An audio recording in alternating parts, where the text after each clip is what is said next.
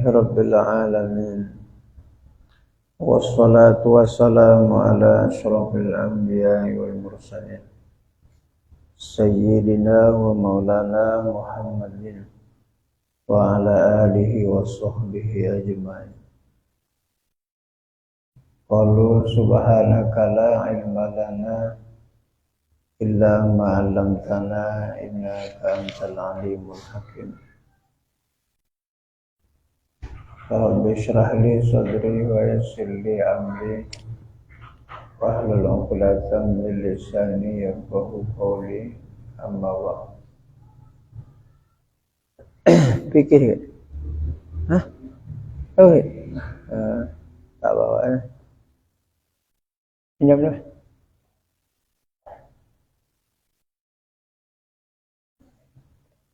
Tauhid tu. Kan fikih.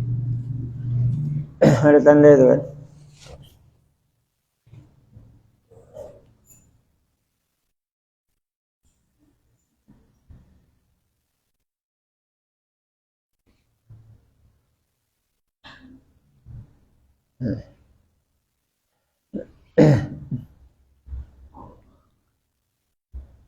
Bapak-bapak, ibu-ibu jamaah pengajian rahimakumullah.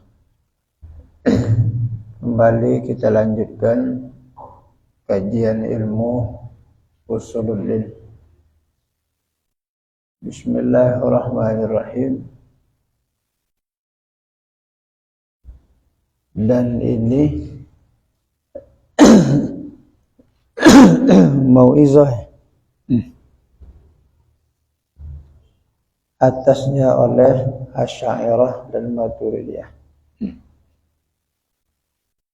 Dan adapun janji membalas kejahatan, maka harus menyalah. Hukum akal yang ketiga, sah saja Allah menciptakan dan sah saja tidak menciptakan. Di dalam Al-Quran Allah berjanji akan menyiksa orang yang tidak beribadah. Orang yang tidak taat itu disiksa oleh Allah. Tetapi harus boleh menyalahi dia. Artinya tidak disiksa oleh Allah, tak mengapa, boleh. Padanya di sisi Asy'ariyah, pada mazhab kita Ahlus Sunnah wal Jamaah, Imam Abu Hasan Asy'ari. Karena menyalahi padanya itu tiada dibilangkan kekurangan, tetapi dibilangkan kemuliaan yang dipuji dengan dia. Janji menyiksa, ya, janji memberikan hukuman, tetapi tidak dihukum Allah, tidak disiksa Allah. Itu bukan sifat kekurangan, malahan itu adalah sifat kesempurnaan, rahmah Allah. Dimaafkan oleh Allah Subhanahu wa ta'ala. Janji memang disiksa itu dalam Al-Quran itu. Khatamallahu ala qulubihim wa ala sam'ihim wa ala absarihim ghishawatu wa lahum azabun azim. Hati mereka kami tutup.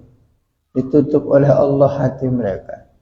Pendengaran mereka, penglihatan mereka ditutup oleh Allah. Khatamallahu ala qulubihim wa ala sam'ihim wa ala absarihim ghishawah. Maka bagi mereka itu adalah azabun azim, azab yang sangat pedih.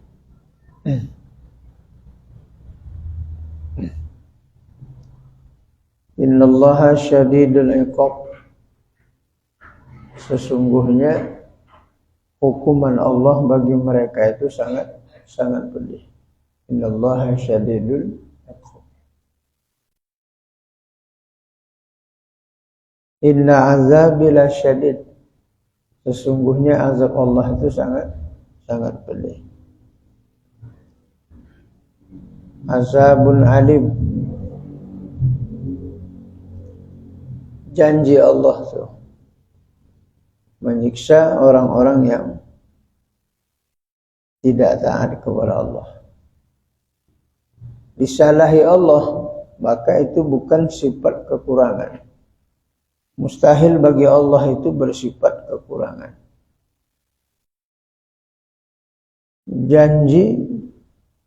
Janji menyiksa, tetapi tidak disiksa. Itu pemaaf kan? Sifat terpuji kan? Janji disiksa, tetapi tidak disiksa. Itu sifat yang terpuji. Harus bagi Allah menyalahi janjinya. Sekalipun Allah berfirman di dalam surah Ali Imran itu, innallaha la tukhliful mi'ad. Sesungguhnya Allah Subhanahu wa taala itu tidak tukhlif, menyalahi janjinya. Sesungguhnya Allah tidak menyalahi janjinya.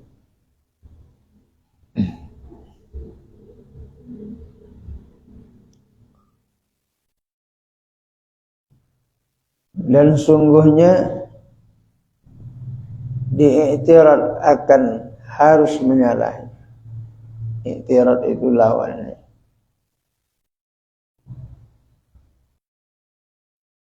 Harus menyalahi akan janji kejahatan itu dengan lazim. Sah saja menurut akal, boleh Allah menyalahi janjinya, sah saja.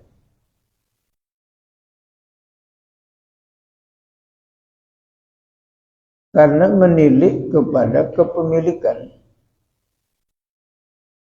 menilik pada hak milik,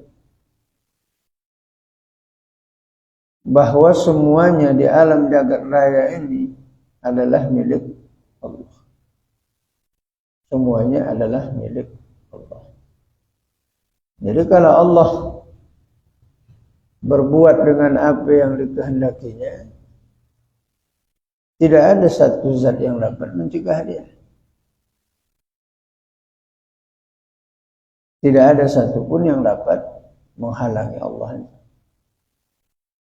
Jadi kalau janji Allah di dalam Al-Quran menyiksa orang-orang yang tidak taat kepada Allah, lantas tidak disiksa oleh Allah, diberikan oleh Allah kemaafan baginya, maka seperti itu sah saja bagi Allah.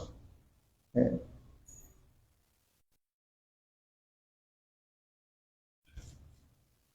Karena hitop Al-Quran itu bukan ke Allah. Hitop Al-Quran itu kepada manusia. Ya. Tuntutan tunjukkan Quran itu kepada manusia, bukan kepada Allah.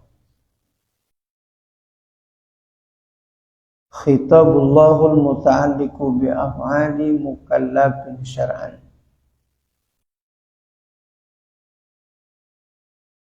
Yang diperintah oleh Allah dengan kalamnya. Mukallaf bagi manusia dan jin. Tidak termasuk pada zat Allah. Jadi yang dituntut di situ adalah makhluknya, bukan Allah. Jadi harus menyalahi akan janji kejahatan itu dengan lazim pada yang amat banyak. Setengah daripadanya dusta pada khabar Allah Ta'ala, padahal sungguh telah berdiri ijma' atas suci khabar Allah Ta'ala dari dusta. Dan setengah daripadanya bertukar perkataan Allah Ta'ala, dan sungguhnya firman-Nya ma yubdilul qaulul lada, artinya tiada bertukar perkataan di sisiku, ladaya di sisiku, Padahal ijma' ulama bahwasanya Al-Quran itu adalah kalam Allah. Shadaqallahul azim. Benarlah apa yang difirmankan oleh Allah. Dan Allah berkata, tiada bertukar perkataan di sisiku.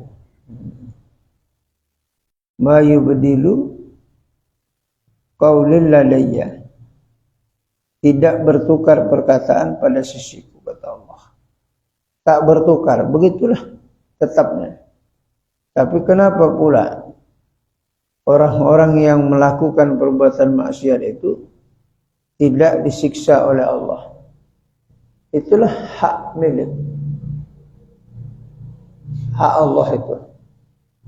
Berbuat dengan kehendaknya. Apa yang dikehendaki oleh Allah, maka itulah yang dilakukan Allah Subhanahu wa ta'ala. Sekalipun apa yang dibikin oleh Allah itu menyalahi apa yang telah difirmankannya dalam Al-Quranul Karim. Bukti tanda itu bahwa semua kita ini adalah milik Allah Subhanahu wa ta'ala.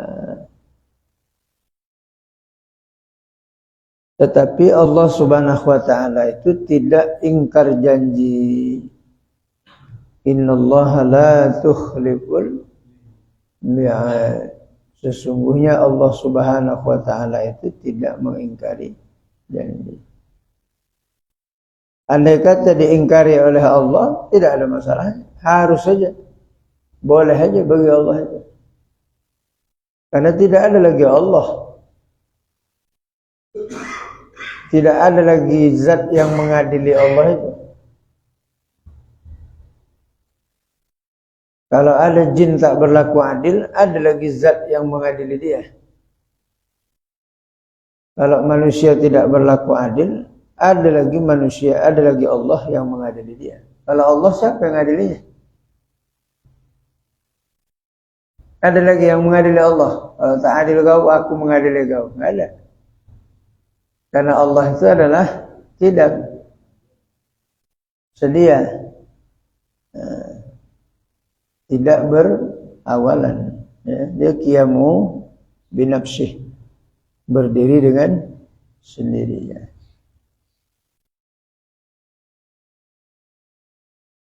Makanya harus paham kita ini, tauhid ini, betul, supaya kita jangan berharap kepada amal. Jangan sekali-kali kita berharap kepada amal. Aku masuk surga nih, amalku udah segini-segini. Jangan. Harapan itu hanya kepada Allah, bukan kepada amal. Karena amal ibadah yang kita kerjakan itu makhluk. Amal ibadah yang kita kerjakan itu juga makhluk. Jadi jangan kita berharap kepada makhluk, kepada amal.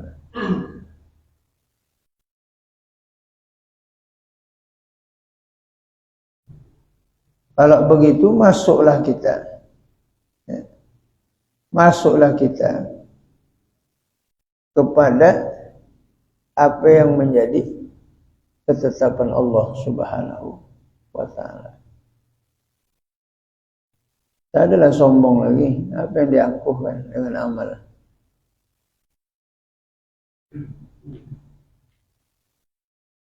Kenapa seperti itu Allah berkehendak menciptakan dia? Karena supaya jangan manusia itu bergantung dia kepada amal ibadah. Aku amalku dah segini nih. Tak banyak amalku nih. Nggak ada. Yang membuat kita beramal pun Allah juga itu kan. Yang menjadikan kita bisa beramal kan Allah kan. Jadi apalah jasa kita minta upah sama Allah. Apalah kira-kira jasa kita minta upah kepada Allah. Bisanya kita berbuat baik, Allah yang menciptakannya. bisanya tegak awak sembahyang, Allah yang menjadikannya. Jadi apalah hak kita meminta kepada Allah balasan? Andai kata Allah itu berkata, apa yang harus kubalas? Aku sembahyang ya Allah 5 waktu. Matahari aku yang ciptakan, waktu aku yang ciptakan. Zuhur asar. Kau bisa rukuk, bisa i'tidal, aku juga yang menjadikan. Makanan yang kau makan tumbuh-tumbuhanku yang kuciptakan. Kuturunkan hujan, tumbuh bumi yang kau makan. Air yang kau minum itu aku yang jadikan dia. Jadi apa yang kau minta jasa sama aku, kata Allah? Apa jawaban ini? Nada ya?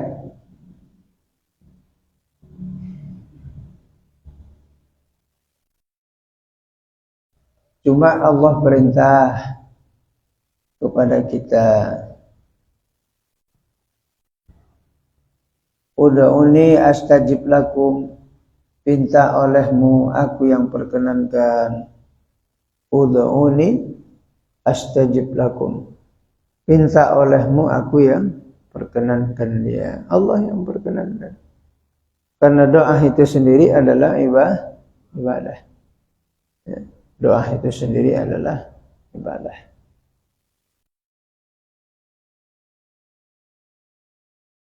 Sama macam anak kuliah itu. Anak kuliah itu kalau kita suruh ke kedai, kalau kita suruh dia belanja ke kedai anak kuliah itu, apakah beli sate, apakah beli rujak, dia semata-mata menjalankan perintah ayahnya. Ketika kita suruh anak yang sudah sarjana itu, dia melakukannya semata-mata suruhan ayahnya kan. Tapi kalau anak TK awak suruh,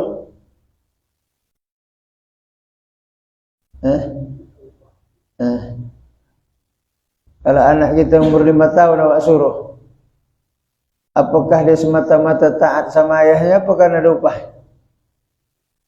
Upahnya. Malahan kadang-kadang yang menonjol apa itu? Kita suruh anak SD kita beli rokok ayah, upahnya ya rokok 2.000, upahnya 3.000, lebih banyak lagi upah. Itulah takaran anak-anak SD. Jadi kalau kita beribadah ikut aja apa yang diwajibkan udah. Masalah mau dibalas Allah apa tidak urusan Allah itu. Tak usah awak dimasukkan ke surga, dijadikannya kita macam binatang, binasa saja sudah aman. Aman ya? Masuk surga tidak, masuk neraka pun tidak, aman. Ya laitani kuntu turaba, wahai Tuhanku, andaikan aku kau jadikan tanah. Apa tanah? Masuk neraka tidak, masuk surga pun tidak. Selesai. Tak ada timbangan. Ini antara dua.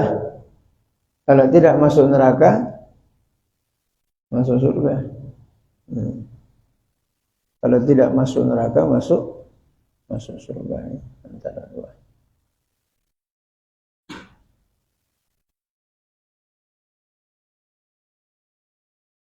Dan setengah daripadanya mengharuskan tiada kekal kufar itu di dalam neraka.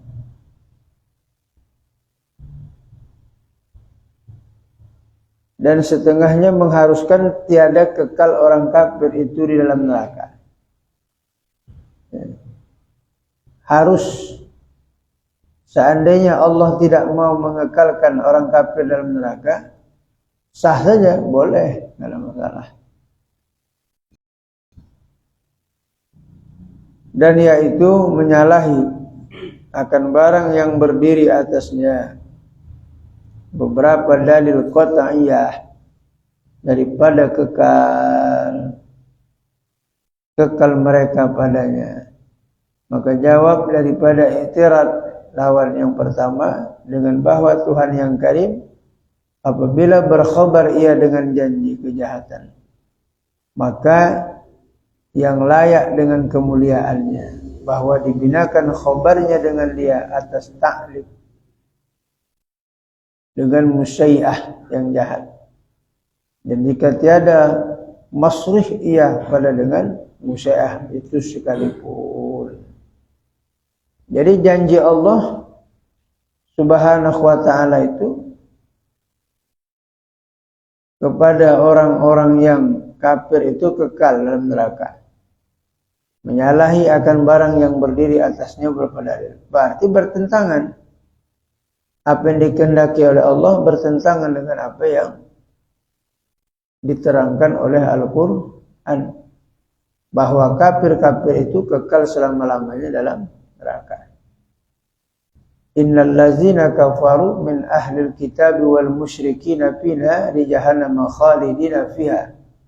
Ulaika hum syarrul bariyah. Sungguhnya orang kafir, orang musyrik, ahli kitab, ulaika ashabun nari hum biha khalidun. Mereka adalah penghuni neraka. Khalidun, kekal. Khaldun artinya kekal. Kekal untuk selama-lamanya. Padahal dalam kajian tauhid boleh saja Allah tidak mengekalkan orang kafir itu. Ya, harus pada sisi Allah.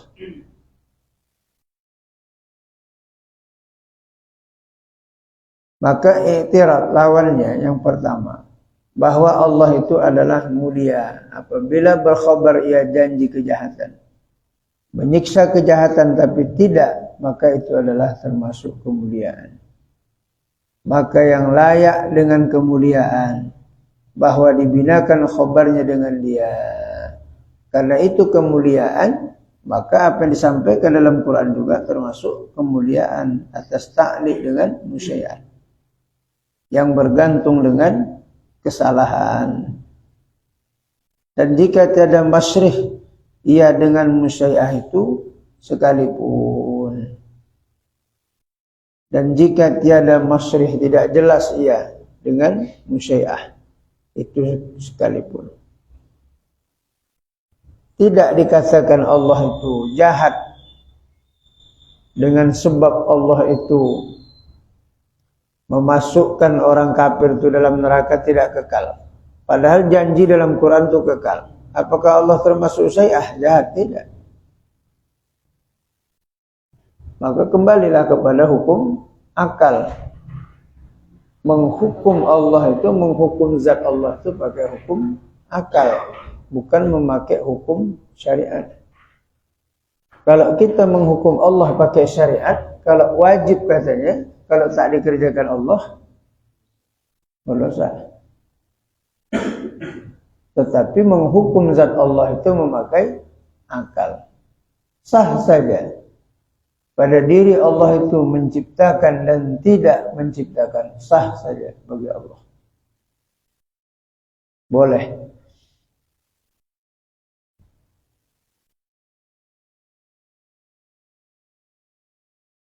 Tidak dikatakan Allah itu dusta.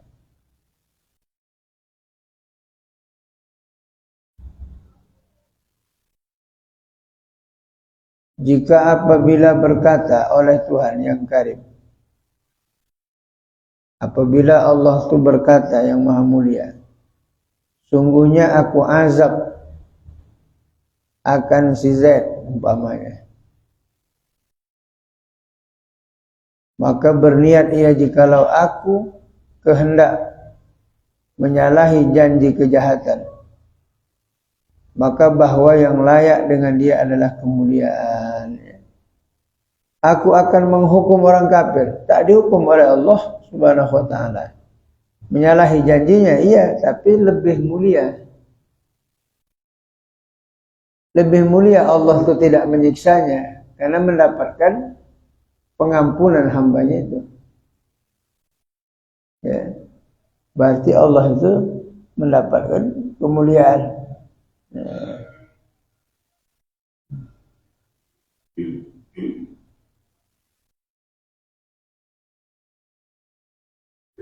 Cuma itulah janji Allah ya. Jarang. Dan Allah tidak mengingkari janjinya. Ini seandainya seperti itu. Sah saja.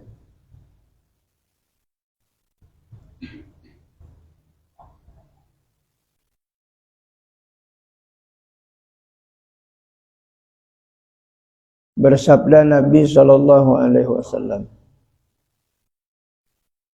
man wa'adahu Allahu ala amali sawaban fahuwa minajjaz la lahu wa min awalahu ala amali aqaban fahuwa bil khiyari insya'i azabahu wa insya'u wa faralahu. Barang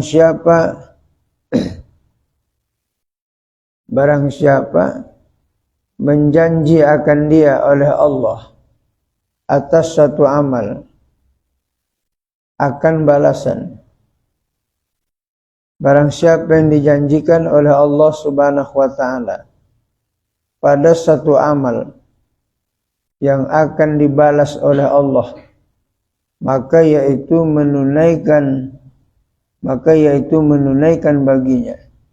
Dan barang siapa yang menjanji ia akan dia atas amal yang maksiat akan azab, maka yaitu dengan khiyar, jikalau menghendaki ia niscaya menyiksa akan dia, jikalau menghendaki niscaya mengampuni akan dia. Kalau ada janji Allah kepada hambanya, siapa yang berbuat taat maka diberi oleh Allah pahala. Tetapi siapa yang bikin maksiat, maka Allah berjanji memberikan azab kepada yang orang maksiat atau diampuni dia. Dua, itu hadis Rasulullah. Atau diampuni oleh Allah. Wa insya'a ghafara lahu. Dan jika Allah kehendaki, diampuni baginya.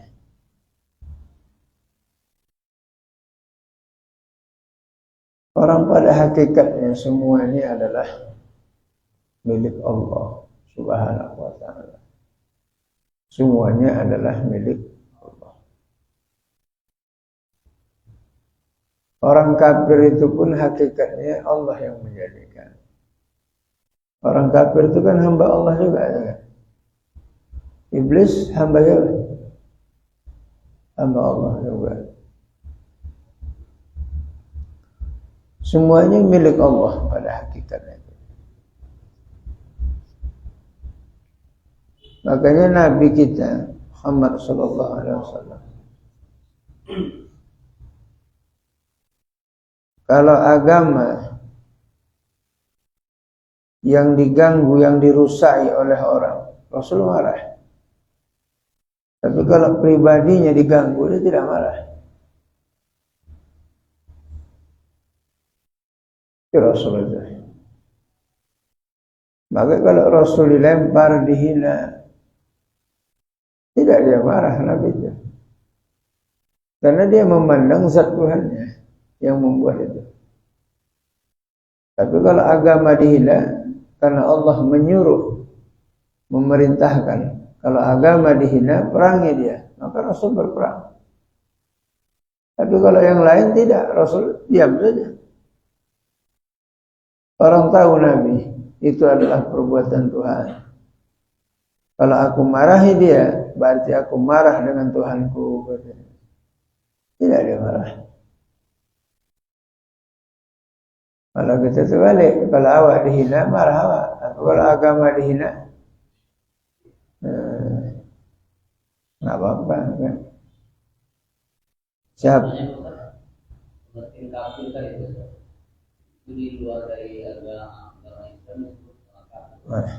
Jadi namanya kalau di luar dari makna Muhammad atau kafir? Iya, kafir. Iya. Setelah Nabi kita Muhammad sallallahu alaihi wasallam diangkat menjadi seorang nabi, maka agama-agama terdahulu menjadi kafir dengan sebab datangnya kerasulan itu, kenabian. Makanya mereka wajib bersyahadah, asyhadu an la ilaha illallah wa asyhadu anna Muhammadar Rasulullah. Wajib. Makanya tidak ada lagi umat Nabi Musa, tidak ada lagi umat Nabi Isa, enggak ada. Tidak ada lagi umat Nabi Shu'aib, tidak ada lagi umat Nabi Allah Zulkifli, enggak ada. Semua umat Nabi Muhammad SAW 1400 yang silam. Makanya Rasulullah, ini Rasulullah alaikum jami'a, sungguhnya aku Rasulullah yang diutus atas kamu semua. Jadi sebab mereka kafir itu karena kedatangan Nabi kita Muhammad sallallahu alaihi wasallam. Wajiblah syahadat mereka, wajib. Kalau semasa Nabi masih hidup, wajib syahadat mereka di depan Nabi. Setelah Rasulullah wafat, sah saja mereka bersyahadah dengan sendirinya masuk Islam tanpa disaksikan dia. Cuma perlu kifayahnya. Gunanya disaksikan supaya ditunaikan fardu kifayahnya kalau dia mati.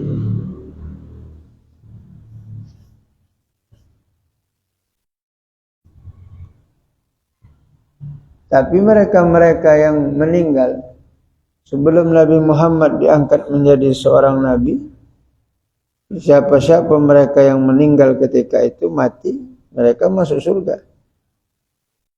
Kenapa masuk surga? Karena utusan belum datang.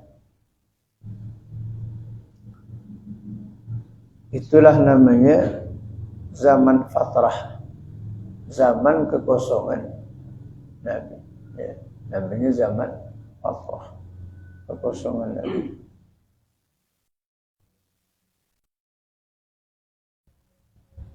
Ayah-ayah Nabi itu wafat di zaman kekosongan, ketiadaan Nabi, tidak ada utusan. Sekarang tak ada lagi Nabi Ustaz.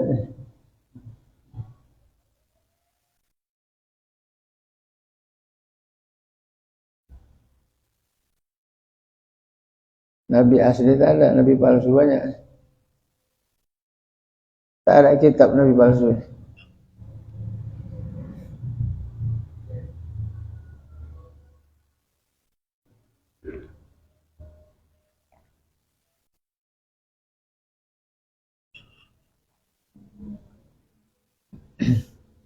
Bandingannya, seseorang punya kambing 3 ekor. Yang 1 ekor kambingnya dijual, yang 1 ekor dikarinya, 1 ekor campak ke rumah. Ada yang bisa marah? Mana yang bisa marah? Punya dia, milik dia. 1 jual ya, 1 digulai, 1 campak ya. Punya dia kan.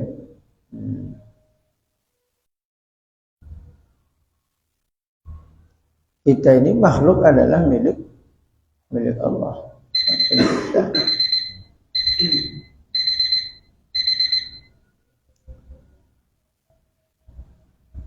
Dan dijawab daripada i'tirad.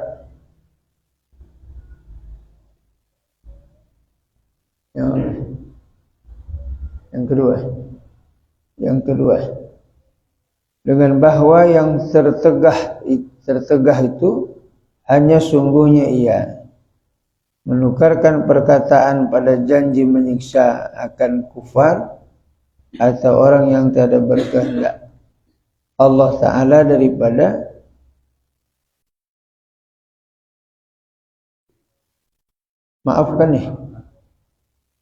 memaafkan dia. Maka bermula firman Allah, ma yabdilu qawlu ladayya, ditanggungkan atas yang demikian itu, aku tidak bertukar atau berubah daripada ucapanku. tiada bertukar perkataan di sisiku. Sekalipun ya ayat itu mengatakan tiada bertukar. Tapi kalau Allah pula hendak menukarnya, itu hak prerogatif Allah, Sang Pencipta.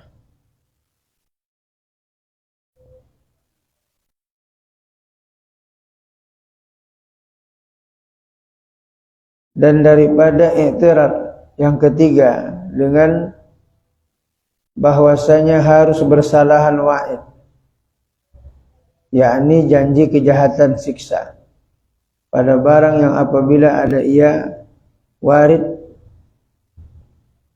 pada barang yang harus memaafkan daripadanya, maka tiada menafikan kekal kufar itu di dalam neraka. Maka bahasa tiada harus memaafkan daripada kufar itu firman Allah Subhanahu wa taala.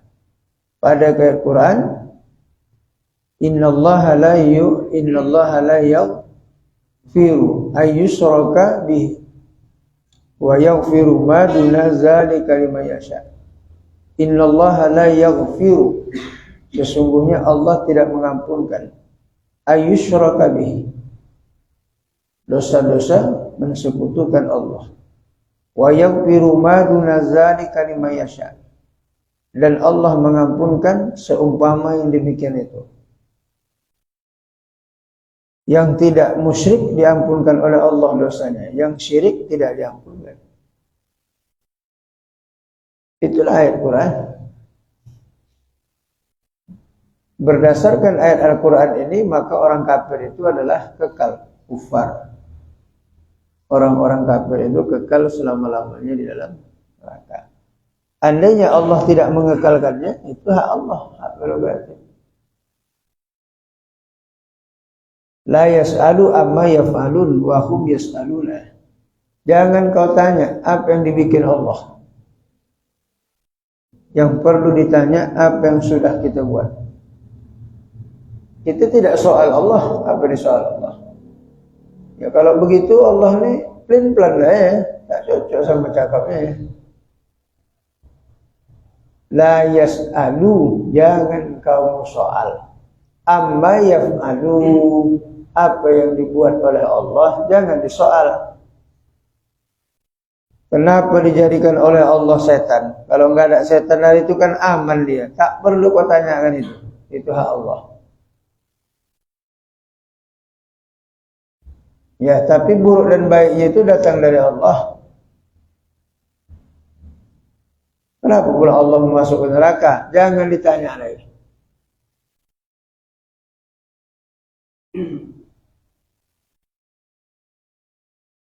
Kenapa dijadikan oleh Allah neraka? Tak ada kenapanya. Jadi apa yang dibuat oleh Allah itu tidak boleh kita soalkan dia.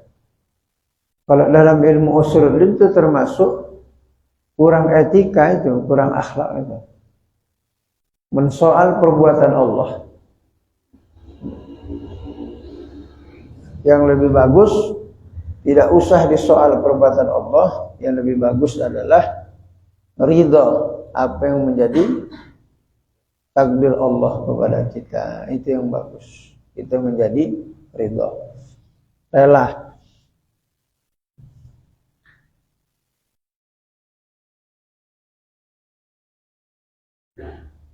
Nah, jadi ayatnya jelas.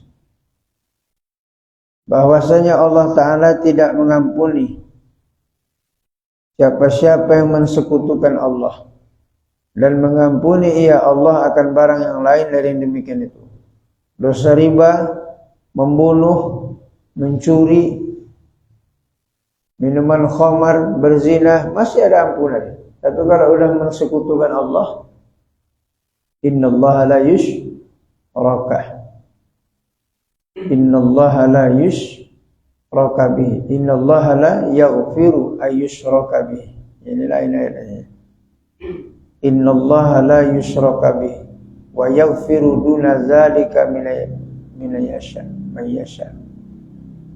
Ini innallaha la yaghfir ayyushraka bihi.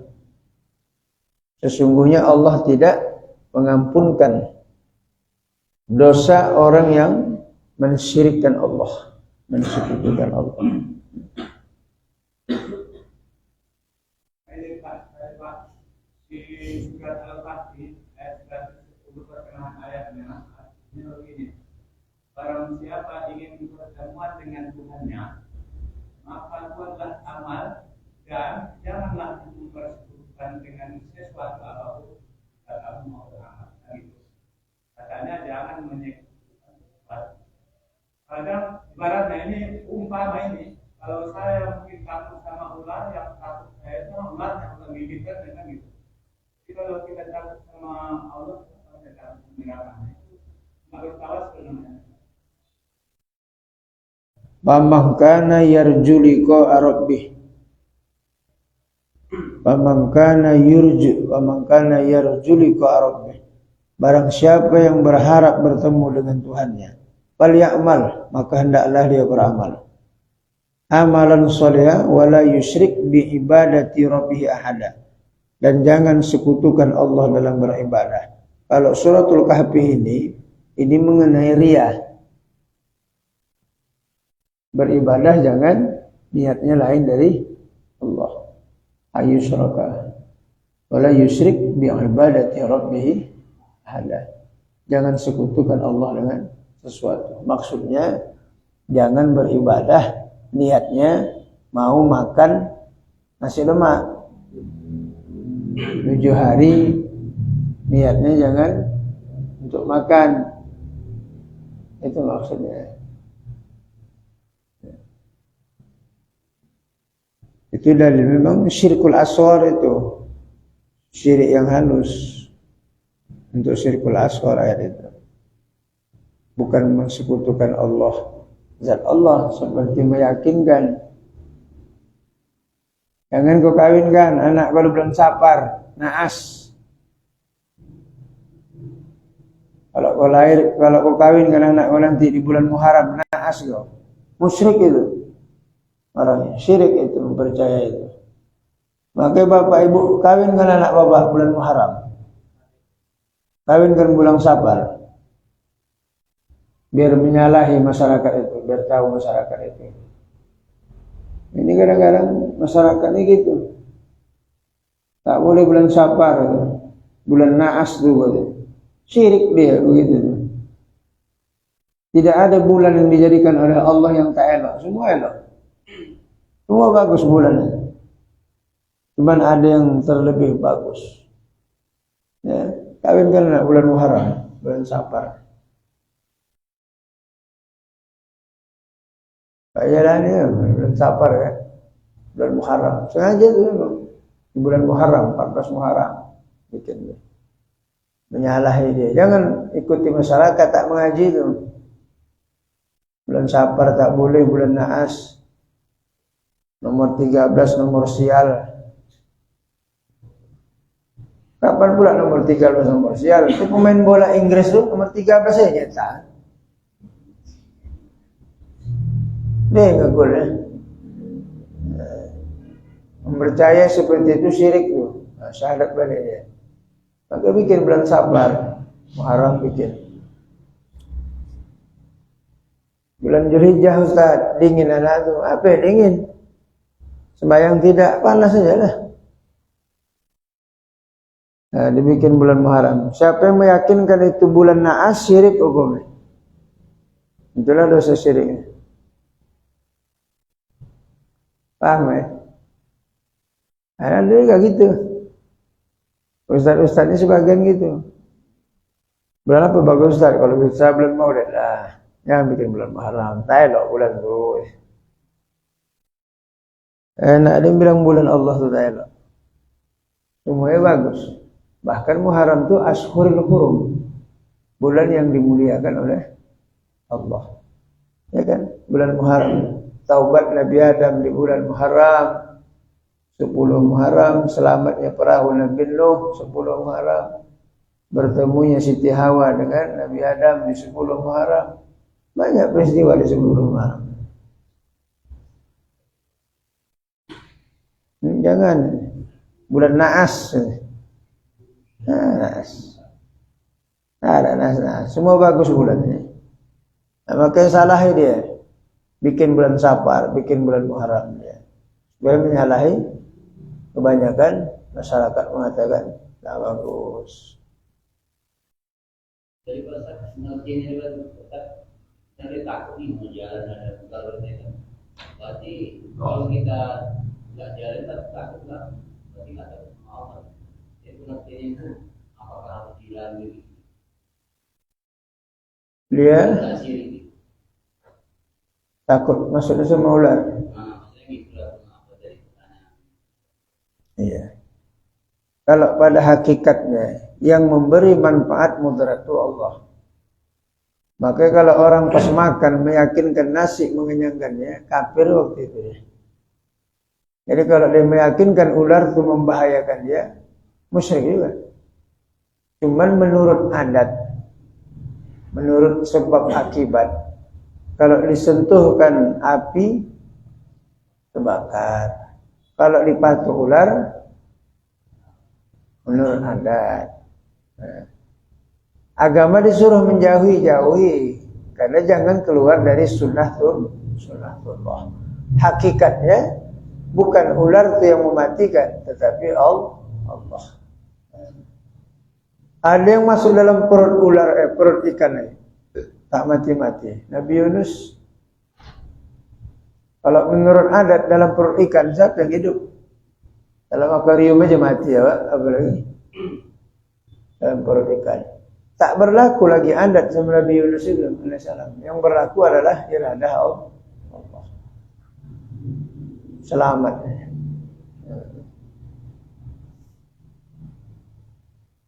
Cuman sunnatullahnya tetap dijalankan dia ya, jangan tak dijalankan. Ini tak terbakar nih kata Ustaz tu katanya.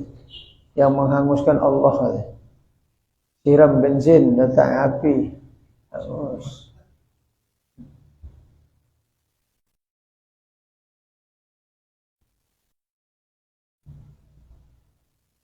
Ya Allah tidak mengampunkan dosa kecuali selain daripada musyrik. Tak boleh berobat pakai kunyit, pakai semburan, tak boleh. Syirik itu, pakai kemenyan syirik. Rupanya sentik sama kardiman tidak syirik boleh. Ya kan? Aku kalau tak disuntik tadi semua lah aku. Memang suntik itu kepaten betul. Rasa suntik. Nah, saya juga namanya. Orang bahan-bahan tradisional itu sudah diolah semua menjadi obat-obatan. Ya. Cuma itu mujarabnya itu mesti kena ludah wak itu baru mantap. Kalau kita tumbuk sirih itu pakai pinang, pakai tapur, tak mau dah.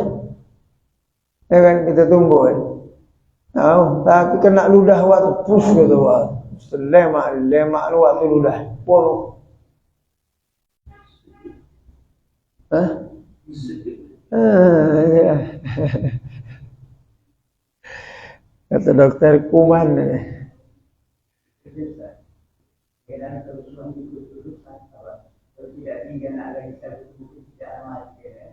Hah?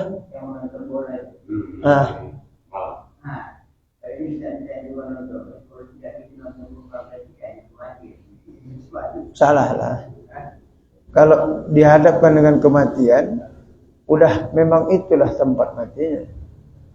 Tidak pun rusuh, segitulah mati. Cuma dibikin Allah asbab matinya. Kalau tidak kau bawa emak ni ke klinik sana, eloklah bawa klinik apa rumah sakit besar. Cukup alatnya. Kau bawa pula ke klinik, matilah dia. Dibawa pun ke rumah sakit besar, mati juga. Cuman takdirnya tidak begitu. Takdirnya di klinik.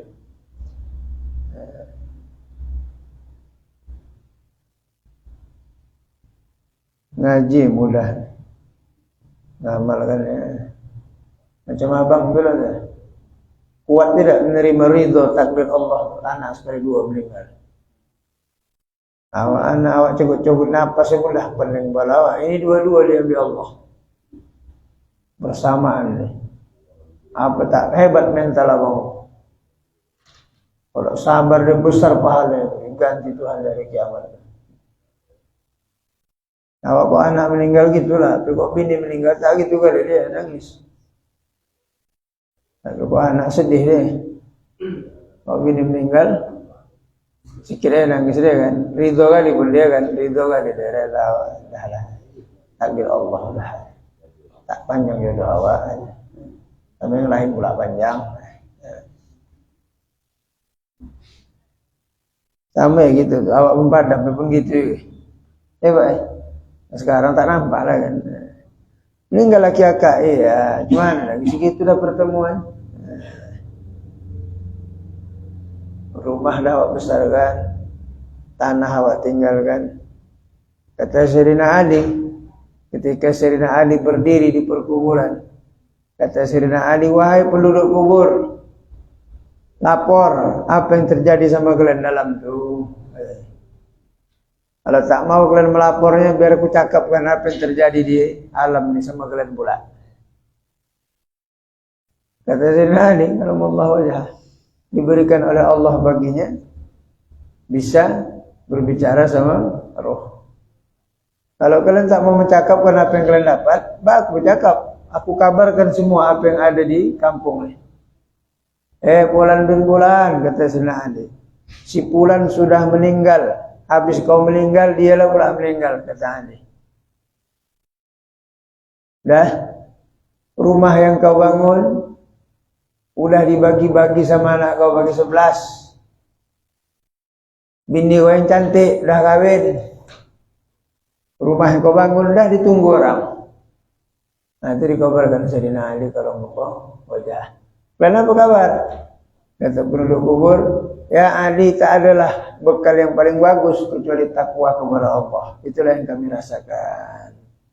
Maka bekal mati itu adalah takwa kepada Allah Subhanahu wa ta'ala. Betul tak? Rumah yang awak tinggal, siapa tempatnya? Dia lah.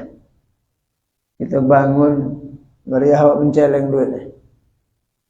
Udah siap rumah, awak pun padam. Dia pun masuk. Nah, itu makanya hidup ini adalah tempat persinggahan.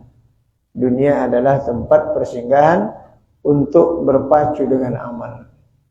Supaya kita menghasilkan pahala itu dengan beramal ibadah. Hasilnya adalah di akhirat kelak.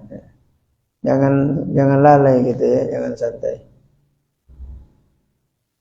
Dah segitu dulu. Kan datang innallaha yaghfiruz dzunubi jami'an. Coba datang.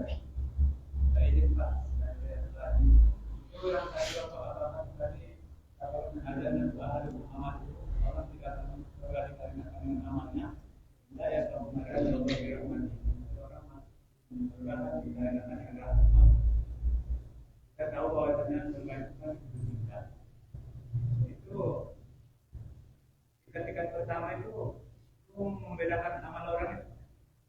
Ya. Kalau para nabi mereka itu beramal untuk membedakan tingkatan surganya. Kalau kita beramal berharap supaya masuk surga, bukan untuk menentukan level. Macam gitu, tidak menentukan level. Karena belum tentu awak masuk surga. Ya.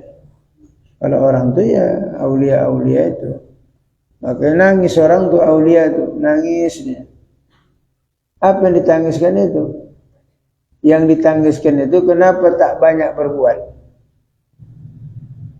Udah dapat yang nikmat kubur tu, kenapa tak banyak berbuat ibadah? Itu yang ditangisin. Awak nangis dalam kubur, kenapa dulu tak beribadah? Tak beribadah, itu tangisan kita.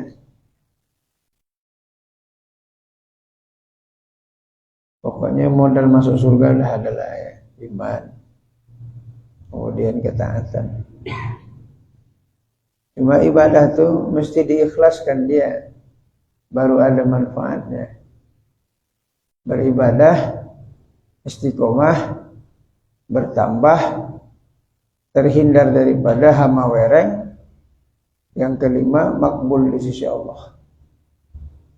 Ya, hama werengnya ada tuh ibadahnya. Ria, takabur, sum'ah, itu hama wereng itu. Perusak ibadah. Sama macam padi, kalau kena hama wereng gagal panen, ya kan? Segitu loh macamnya. Alhamdulillahirabbil alamin. Wassalatu wassalamu ala asyrafil anbiya'i wal mursalin. Sayyidina wa maulana Muhammad wa ala alihi wa sahbihi ajma'in. Irhamna ya arhamar rahimin. Ya arhamar rahimin, ya arhamar rahim. Allahumma anzil rahmah wal maghfirah wal ni'mah wal inayah wa taufiq wal hidayah wal istiqamah alaina ala hadhihi al-jamaah wa ala al-muslimina wal muslimat wal mu'minina wal mu'minat innaka ala kulli syai'in qadir.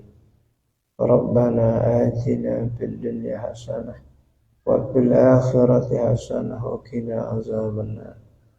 Sallallahu ala sayyidina Muhammadin nabil ummi wa ala alihi wa sahbihi wasallam. Subhana rabbika rabbil izzati amma yasifun. Wassalamun ala mursalin alhamdulillahi rabbil alamin.